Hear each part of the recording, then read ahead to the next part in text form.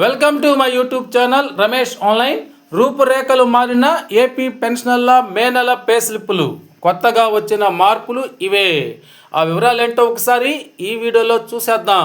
ఇక విషయానికి వచ్చినట్లయితే ఏపీ పెన్షనర్ల పే స్లిప్స్లో కొన్ని మార్పులు అయితే రావడం జరుగుతుంది. అవి ఈ మాసానికి సంబంధించి ఆ మార్పులు అయితే వస్తాయి. అందరూ కూడా అవేవే మార్పులు ఉన్నాయో ఒకసారి తమ పే స్లిప్ని డౌన్లోడ్ కాగానే ఒకసారి చెక్ చేసుకోండి. ఇక హైకోర్టు కమ్యుటేషన్ తీర్పు ఫలితమో ఏమో కానీ పెన్షనర్స్ పే స్లిప్స్ అయితే కమ్యుటేషన్ రీకవరీకి సంబంధించిన ప్రారంభపు తేదీ మరియు ముగింపు తేదీలను పొందుపరుచుతూ కొన్ని మార్పులను చేశారు.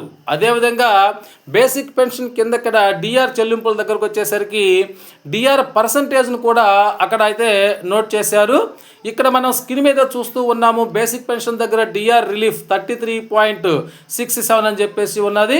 అదేవిధంగా కమ్యుటేషన్ డిడక్షన్లో అది ఎప్పుడు మొదలవుతుంది, ఎప్పుడు ముగుస్తుందో కూడా డేట్స్ అయితే ఇక్కడ మనం చూస్తూ ఉన్నాం. స్క్రీన్ మీద ఇక్కడ మనం చూసినట్లయితే ఒకసారి ఇక్కడ మార్చి 12, 2019 అయితే ఈ కమ్యుటేషన్ డిడక్షన్ మొదలైంది. అది మార్చి 11, 2034 సంవత్సరానికి అయితే అది ముగుస్తున్నట్లుగా ఇక్కడ వాటి యొక్క వివరాలు కూడా ఇవ్వడం జరిగింది. ఇదే విషయాల మీద state government pensioners association AP Amaravati Guntur వారు చాలా కాలం నుంచి డైరెక్టరేట్ ఆఫ్ ట్రెజరీస్ వారిని పెన్షన్స్ పే స్లిప్లలో పలు మార్పులు ఉన్నాయి, వాటిని చేయాలని చెప్పి కోరడం జరిగింది.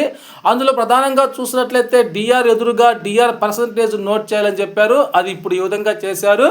అదేవిధంగా కమ్యుటేషన్ రీకవరీకి ఎదురుగా కమ్యుటేషన్ ప్రారంభపు తేదీ మరియు ముగింపు తేదీ వేయాలని వారు రిప్రజెంట్ చేయడం జరిగింది. అది కూడా ఇలాగా రివైజ్ చేశారు. కమ్యుటేషన్ రీకవరీ ఎదురుగా దాని ప్రారంభపు తేదీ మరియు ముగింపు తేదీ రిప్రజెంట్ చేశారు. ఇక దీనిపై ఇంతవరకు ఎప్పుడు కూడా స్పందించలేదు. కానీ హైకోర్టు తీర్పు ప్రభావంతో ఇప్పుడు ఖచ్చితంగా ప్రారంభపు తేదీ మరియు ముగింపు తేదీలను అయితే ఇప్పుడు పెన్షన్ల పే స్లిప్లో పొందుపరచడం జరిగింది.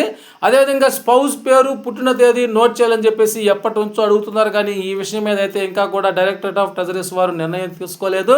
అది అదేవిధంగా కనిపిస్తుంది. ఆ కాలంలో మార్పు లేదు. ఇక ఫామ్ 16ని తొలగించారు. అదేవిధంగా నెట్ పేబుల్ కళను కూడా తొలగించారు. ఈ మారినటువంటి పే స్లిప్స్ని అందరూ కూడా డౌన్లోడ్ కాగానే పెన్షన్స్ అందరూ కూడా ఒకసారి డౌన్లోడ్ చేసుకొని చూసుకోండి.